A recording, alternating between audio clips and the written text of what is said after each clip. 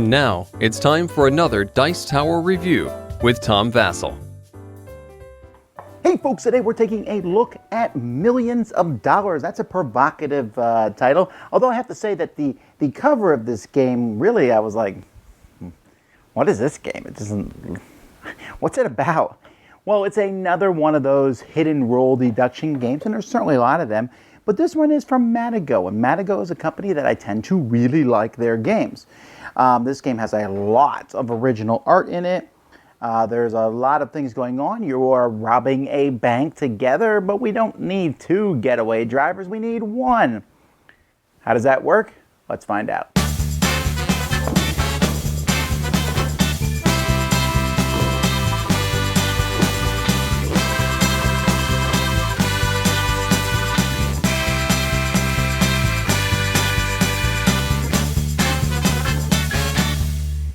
Each person is going to have a gang. So here you can see there's Ava's gang, and there's different cards. Each gang is going to have, it's going to have different kinds of people. It has a snitch, it has a brute, it has this is the brute, it has a driver, it has a leader, the leader is the yellow, and each one is going to have a completely, they have different looks to them. This one I think is a circus act. I'm not really sure. She looks like they do circus. This one's a creepy one, right? They're the clowns. Everyone's gonna want to play them or against them.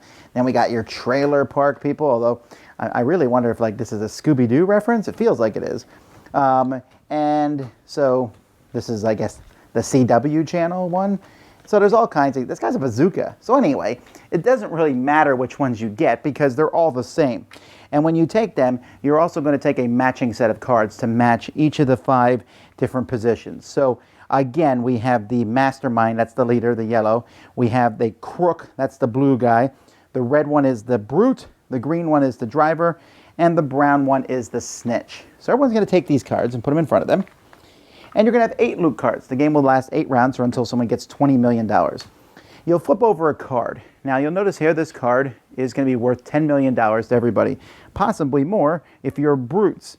Now to even be involved in negotiations, each player has to ante up $2 million. So everyone's going to throw in $2 million who's playing. Then everyone's going to pick one of their roll cards. So maybe I'm going to pick my mastermind and someone else is going to pick their driver.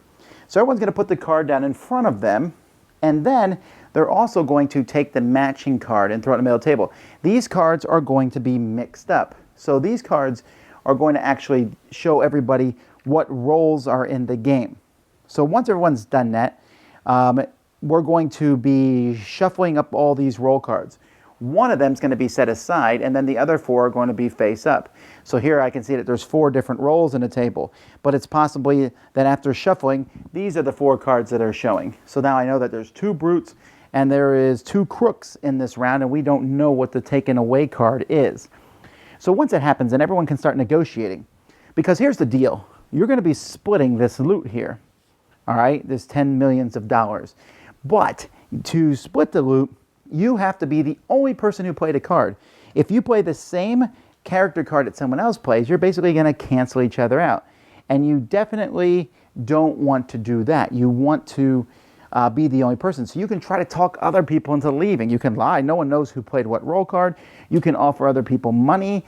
If someone pulls out at this point, then they'll take their big card back. No one knows what it is. You don't show it to anybody, and you get your ante money back. Eventually, it's going to be over. The one person's a leader. They can kind of hurry things up along. You know, everyone go around the table, tell what role you are, and you can lie or tell the truth, whatever. Then we reveal ourselves one at a time. If only one person played the snitch, and I'm not going to say this every time, but if someone else played the snitch, if 2 people played the snitch, then they lose their ante money and they're out, right? But if only one person plays the snitch, then they get their ante money back, and they pick a character type, any character type, so they might say the driver, and that person is killed. They don't even get to go when it comes to their turn. Then the brute goes. If they're eliminated, they're the only people who get their money back even when they're eliminated. And then the drivers go, then the crooks go, again they reveal their cards, and then the mastermind goes. Now, if you are the role the snitch goes, you don't get your ante money back and you're out if there is a snitch.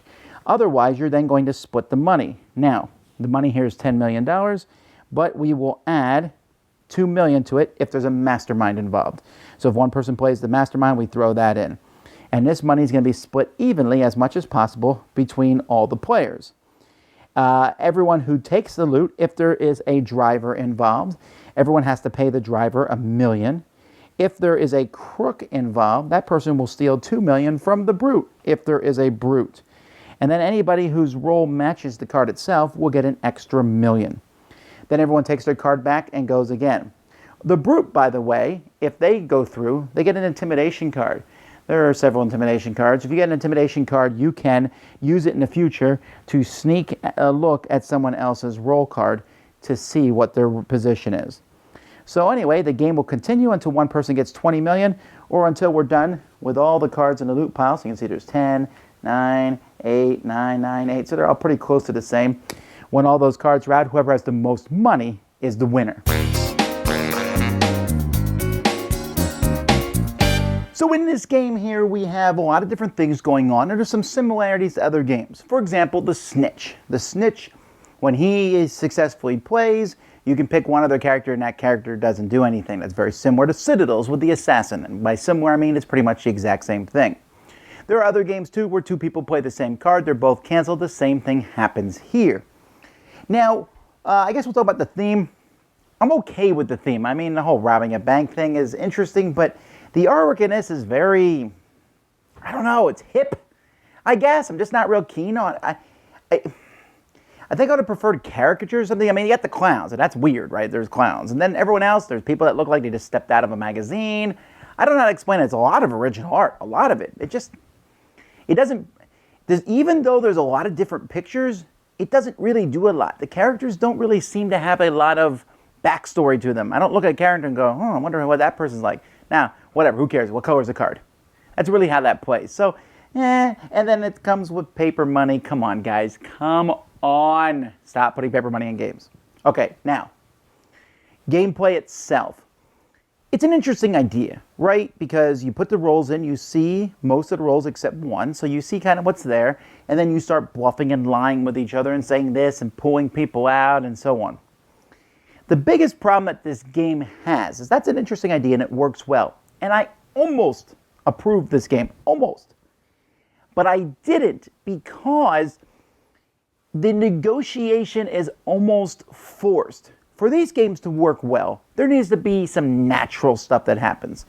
You know, think of other games where you're splitting money, cash and guns. You see people pointing guns and you're like, yeah, maybe I should be out of this. Oh, wait a minute, let's all work against this person.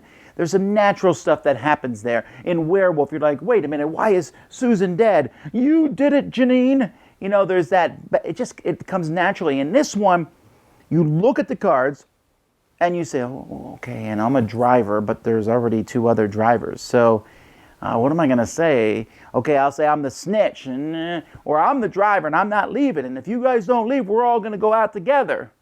There's just not, it's hard to explain, but the negotiation of things, there's a lot of times where people are like, yeah, I'll come out. I'll take my money. I'm not going to get anything anyway. And it's sometimes easy enough for everyone to be busted out of a thing, what can happen, especially in larger games. Boom, all these people are gone. One person's like, oh, I played the one card no one else played. I'll take that 10 million. How much do we need to win? 20? I'm almost all the way there. And that I find problematic. There's only 5 rolls. And the bigger the group gets, the bigger the chance you're crossing over other people. And I know the design of the game is for it to be wheeling and dealing and money to be thrown and laughing and ha ha ha. And I'll trade you this and don't you do that and lying and deception. And all that seems like it should be part of the game. And it can be. But the game is super fragile in that if anybody is a little bit, not playing right or not negotiating, it's hard to explain, but it's like the game is like, here, players, you make the game fun. That's fine. I believe good players are necessary to a good game, but players cannot make the game fun. The game itself has to be naturally fun, and then the players can bring it out beyond that. This is one of those games where I'm like, you need a certain group of people. You need people who are really going to get into it, overthink every aspect of the game, and argue to death, because that's, in that point, yeah, millions of dollars works well. But for many people, I think they're going to look at it and go, well, that's it? Why am I not playing Resistance? Why am I not playing Werewolf? Why am I not playing Deception Murder in Hong Kong? Those games have very similar feels.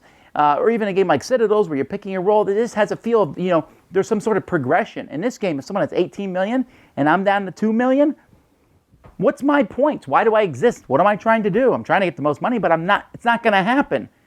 And for that reason, it's there, right? It's on the cusp of being a good game, but it's almost overwrought. And it's like, wow, all this artwork and all this neat stuff in the game, but none of that means anything. So because of that, I have to give this one a pass. It's a very crowded genre. There's hidden roles and things like that. Millions of dollars is probably going to get lost in the shuffle. Dice Tower Judgment, put a shirt on. Almost. Thanks so much for watching the Dice Tower videos. Find more great videos and reviews, as well as our top-rated audio podcast at Dicetower.com. You can also find other great shows at DicetowerNetwork.com. I'm Eric Summerer, and you've been watching The Dice Tower. The Dice Tower is sponsored by Cool Stuff Inc., where you can find great games for great prices. Cool stuff in stock. Check them out at CoolStuffInc.com. Shut the door!